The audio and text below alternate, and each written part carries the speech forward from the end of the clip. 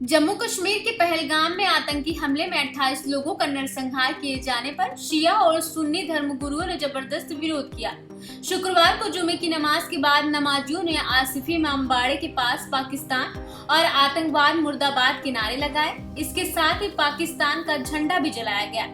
बताते चले कि राजधानी लखनऊ में जुमे की नमाज में टीले वाली मस्जिद पर काली पट्टी बांध नमाजी नमाज अदा करने पहुंचे। हालांकि इस दौरान मस्जिद और आसिफी इमामबाड़े के बाहर भारी संख्या में पुलिस बल भी तैनात था।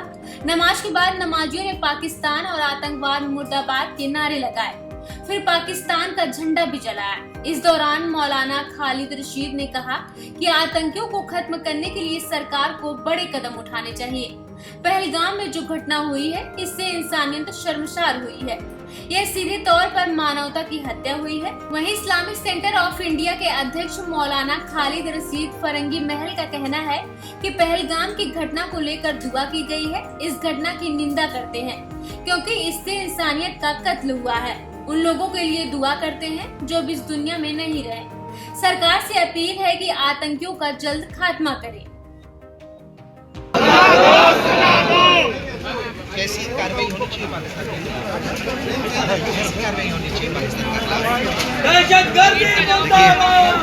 खालिद फिरंगी रशीद महली इस प्रेस का हिस्सा है, देते हैं और हर तरह से उन लोगों को कैफियत किरदार तक पहुंचाना चाहिए ताकि इस तरह से फिर कभी ये मामला दोहराया न जाए। जब तक उन लोगों की हत्या न होगी, जब तक उनको मौत के घाट नहीं उतारा जाएगा तो उनके हौसले बुलंद होंगे। इस तरह से उनको हर तरह से मौत के घाट उतार के इस बात को रोक लगा दीजिए कि आइंदा ऐसा नहीं होगा।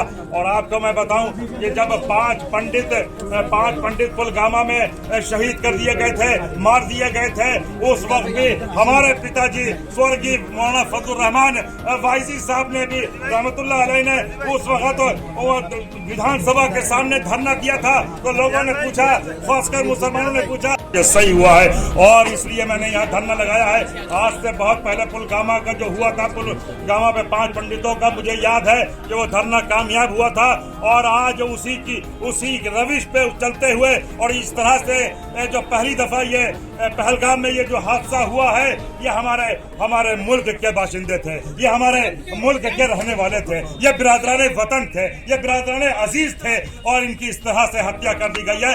हम जिन हत्या जिन्हें की है उनको भी चाहते हैं कि मौत के घाट उतारा जाए। और आपको बताऊं कि लोग गए थे, घूमने गए थे, आप सैरो तफरी करने गए थे, अपना गम भुलाने के लिए गए थे, अपनी माँ के साथ गए थे, अपनी बीवी के साथ गए थे, अपने बच्चों के साथ गए थे, मगर आपने देखा कि वहाँ उनको घूमने के एवज में क्या मिला है? वहाँ उनको यतीमी मिली है, उनको बेसहारा मिला है, वो औरतें विधवा हो गई है, औरतें बेवा हो गई है। ये कहाँ की इंसानियत है? ये कहाँ की शराफत है? ये कहाँ का कानून है? ये कहाँ का आईन है? ये कहाँ का दस्तूर है?